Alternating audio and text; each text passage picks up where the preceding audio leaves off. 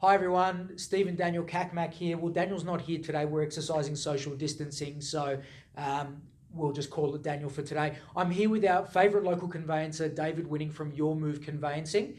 A topic of conversation in today's market, generally around what's happening with the market, is restrictions on open homes have been lifted, so we are starting to do that again. But the main topic of conversation, which has just hit recently, is the potential to axe stamp duty. So I wanted David, who's got a pretty good understanding of what's happening at the moment, just to explain with us. David, over to you. Yeah, Tell us thanks, a bit more Steve. about that. Yeah, so last week we saw the New South Wales state government release an agenda of sorts to phase out a whole broad range of taxes, and stamp duty being one of them that they call an inefficient tax, which I think we could all largely agree with. And what do you think that tax is going to be replaced somehow? Yeah, likely it'll be replaced, or this is the speculation amongst a lot of commentators and economists, that it will be replaced in sorts with the broadening of the current land tax rules within New South Wales. So currently, you only pay land tax on property that's not your primary place of residence.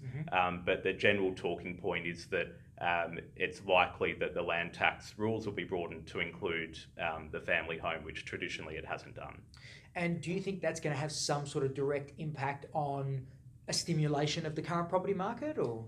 Yeah, look, I think it will, because the mindset of buyers when they go to starting the search of property that they want to buy, figuring out budgets, and then coming across a fairly large financial hurdle, being stamp duty, it can pull the handbrake up quite quickly with people's decision making about whether or not they're willing to enter into the market.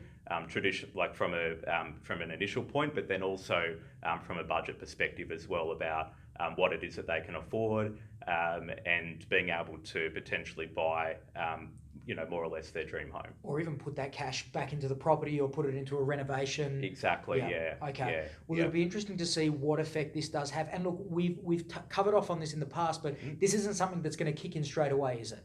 No, so what we saw in the ACT, which is currently the only state or territory that has started the more or less the phase out process of stamp duty, is that it's been done over a considerable period of time, so quite a number of years.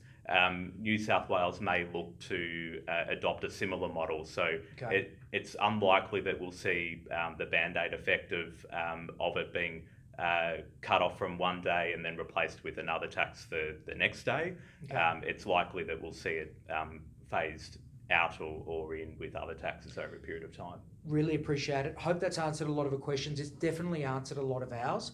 If you had any other questions, feel free to reach out, but I'll also include David's details so you can get in touch with David should you need any conveyancing matters. Otherwise, really appreciate your time. Thanks, Thanks for Dave. having me.